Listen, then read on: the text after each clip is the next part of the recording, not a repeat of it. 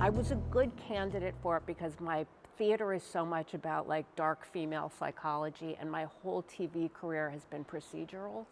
So Right. I can do the kind of clue to deduction easily, but the part I really love is like the interior life.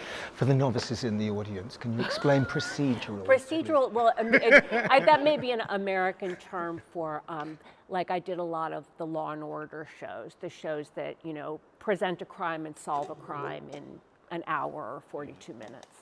And how you find it, like, because obviously we've been rehearsing for a few weeks now, what's it like sort of coming in sort of halfway through the process and suddenly hearing your words and the sort of structure you've given us sort of come to life? I'm not sure I want to hear this. No, I mean, I'm like, well, yesterday Gina was like thrilled and thrilling and incredible, so I'm hoping she's not going to like I'm deviate from those superlatives. absolutely thrilled, because usually when you're in from the beginning, you see all the mistakes made. That I'm have the luxury of coming in when you've made mistakes and change. You know, We made no mistakes. but traditionally in a rehearsal process, you know, the director would like me to go away for like No, I week love the two, right to be in the just so that you can make some mistakes and I won't be in the corner going, oh my God. You know, so I feel like I'm coming in when everything is very fully developed. I haven't seen the first drafts of the designs that you threw away. I'm just getting to see. do you like to be in the room? Do you like that? I feel like the beginning is very exciting, and this is very exciting, and in the middle there is, a friend of mine says, sometimes you don't want to see how the sausage gets made. You got that messy part in the middle, you know, and sometimes it's good for the writer to go away. Yeah. And how are you finding the sausage making process, Mollie? Because like I can't believe it's your first play. I mean, the work that, especially you and John are doing together, it's just astonishing. But what's it like doing making your debut? When just what we were saying earlier about Clarice driving the story, I think once I know that's obvious, Clarice is driving, we're going from all these scenes and telling this story, but when it hit,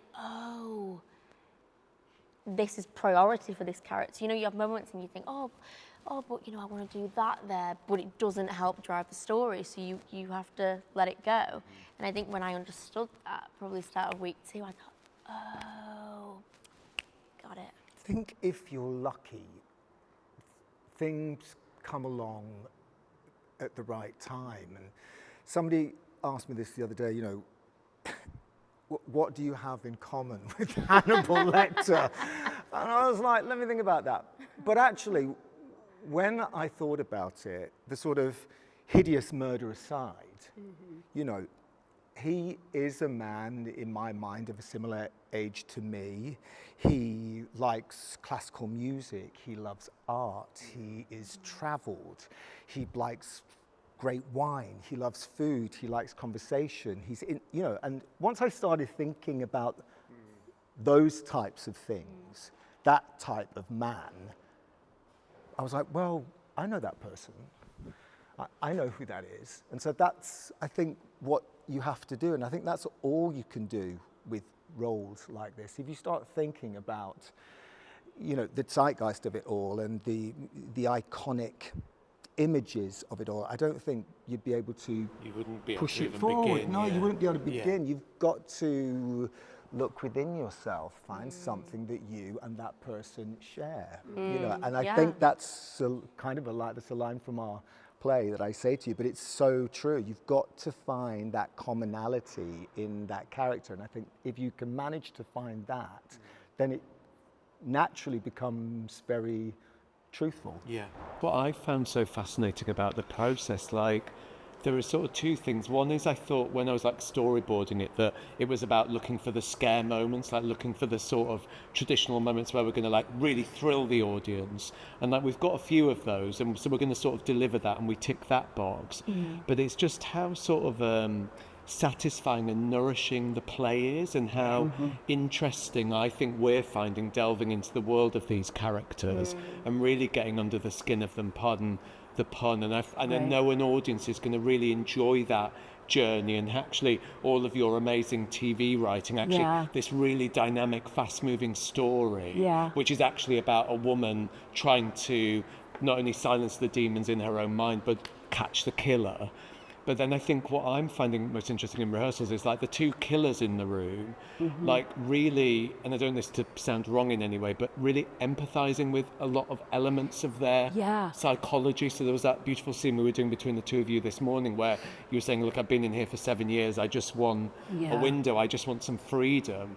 And in that moment, you really empathize and you really sympathize and you really forget for a moment what this character's done.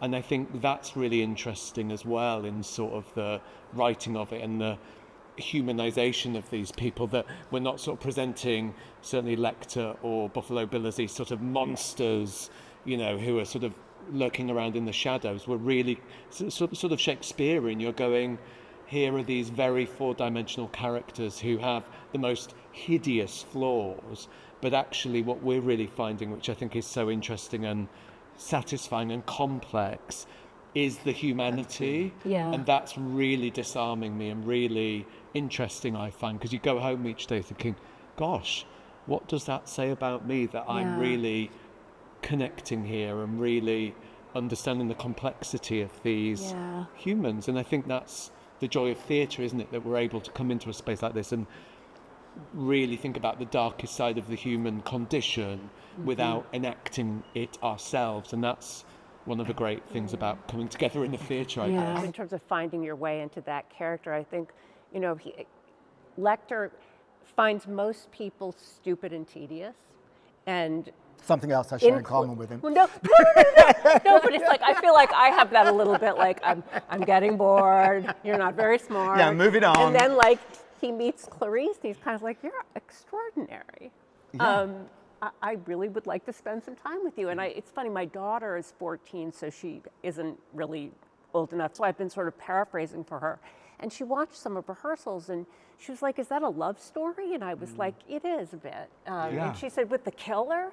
And I said, well, that's kind of the beauty of the story, is that the heartless monster killer is the one who sees her the most clearly and doesn't judge her. Doesn't judge her and sees her worth, I think, almost more than any man in the play. Totally. Totally, and recognizes it and celebrates it and elevates her and gives her the confidence to catch the killer. Gives her a chance. Gives her a chance. It gives her a chance. And like the play set in the early 80s, you know, like all of, you know, sexism and misogyny is absolutely at its sort of height, and that's what Clarice is constantly sort of fighting against. And I've been watching it, and it's really kind of beautiful the way you've directed it, that her classmates, the male classmates, they see her worth, but they don't really want to hang out. You know, they see her as other because of her worth, whereas you are, it makes you want to spend time with her. Gina, what were you doing in the 80s? Well, I was in high school. You were in high school in the 80s. Were you thinking about serial killers? I certainly was. What? Really? Yes. This is what I mean. So which ones? Well, here's the thing. I like to say I was true crime before there was true crime. When I was in high school, the only things you could get were these like fat airport paperbacks about, you know, Ted Bundy or the Green River Killer. And I remember and my mother saying to me, aren't you ashamed to be seen with them? Like, she didn't want someone to see me reading them. And now it's a multi-billion-dollar industry. Why do you think she thought that? I think she thought, you know, what people are going to think you're weird.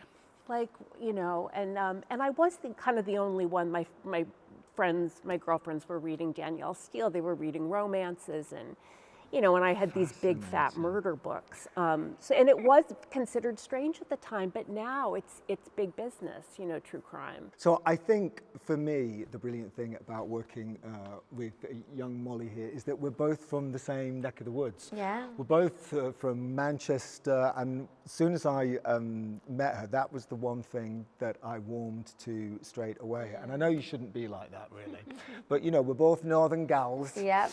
And I just found that we have a natural sensibility that we understand with each other. We also make the same mistakes with our dialect. We also fluff over the same sort of words because we form it the same in our mouths. So that is something as well. But it's just been, I think for me, what I've enjoyed the most about you is, and don't take this the wrong way, Oh, okay. no, is seeing a lot of myself in you. Oh.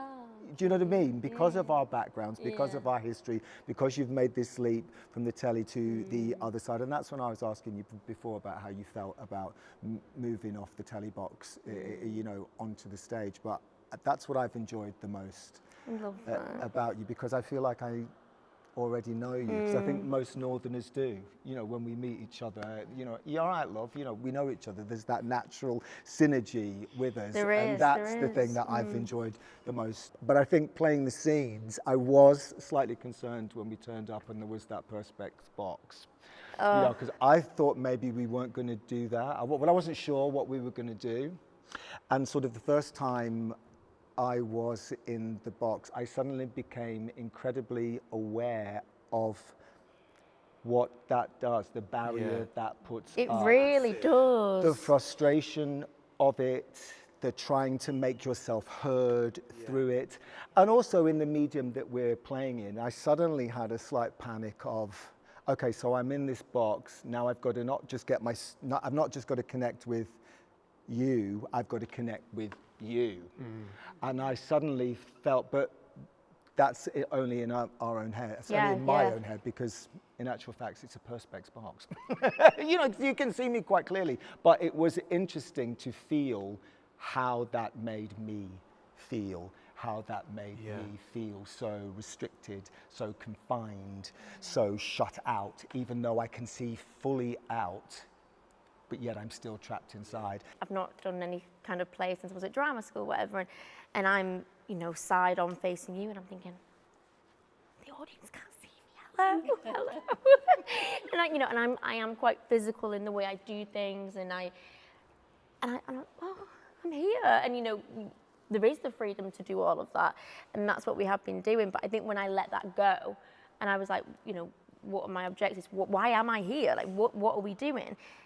That's when it's probably at its best, I imagine, as you're watching on even the scenes we're doing today. And you know, I didn't actually feel much need to bring myself out, because there was genuine connections. There's something so unique and quirky and interesting and very original about you as a human being, and that really, That's what they say. No, but it's a real compliment, because it really, there's nobody else quite like you, and your choices and your way of seeing the world, Mollie's way of seeing the world, and the way you engage with it is very unique. And that's Clarice. That's the way Clarice sees the world. And so there's something about your offbeat, original sensibility which really sits, I think, really within her. You know, this is our version of Silence of the Lambs.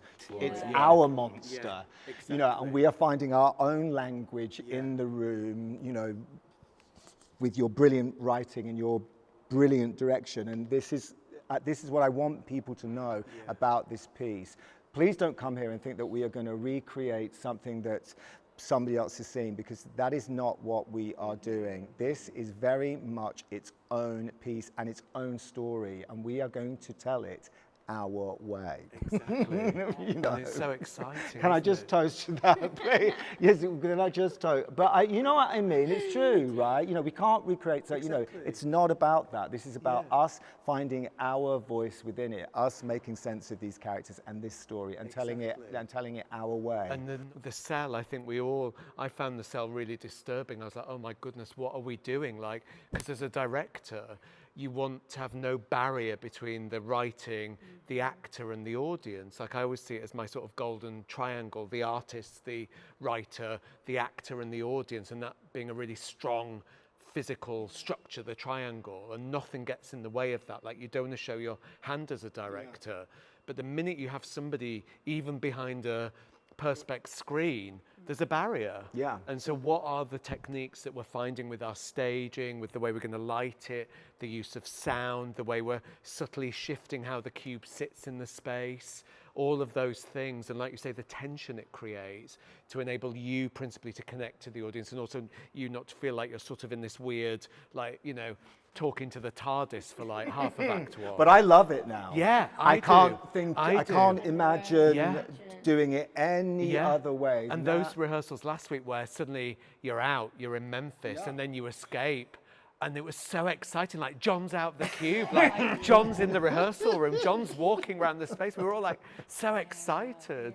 And I think for an audience, like the theatricality of you arriving in this cube, but then like suddenly when you walk into the space, it's thrilling. And it so makes me exciting. feel powerful. Yeah. It makes me feel powerful, and that's, I love it now. Don't take my box away. We won't take your box away. Not my box. There are some genuine Yeah, sort of yeah. jump moments, and I think there are some moments where it is disturbing. Like there is a It's scene, disturbing, you yeah. know, with the autopsy scene that we've been rehearsing. Like it's very upsetting, and you know, and rightly so. But I think for the most part, you're sort of getting this real It's a psychological complex, thriller, you know, psychological, it's- thrilling play. And I just think it's seeing these incredibly well drawn and developed characters in a theatrical landscape, and that's really exciting. Yeah, I mean, it's important to me, and it has been from the beginning, that it's a real play that stands on its own terms. Yeah. I know, you know, I'm a horror fan, you're a horror fan. Sometimes I just want to get my horror on. I just want my jump scares. If the rest of the movie's not that great, okay, I got my jump scares. Yeah. This is not that. Yeah. You know, this is, you're really seeing a play. Yeah. And if you get some jump scares in there too, that's all the better. We'll get our horror fans, we'll get our scary movie fans. I just want to make sure we also get our theater fans. I think I don't want to bury the headline that this is a play and it's about characters and it's. And you don't need to have seen the movie or read the novel, do you? I mean, it really does what you've done. It's a great story with great writing, great characters. It's a great night out. It's not, you don't have to be a scream queen. You don't have to be a fan of the genre. You just have to love good storytelling. Yeah. That's all you need. That's all you need. Yeah, and I think that's important. You do not have to have history with the material. Or you don't need to up your blood pressure medication either. You know, you can just come as you are.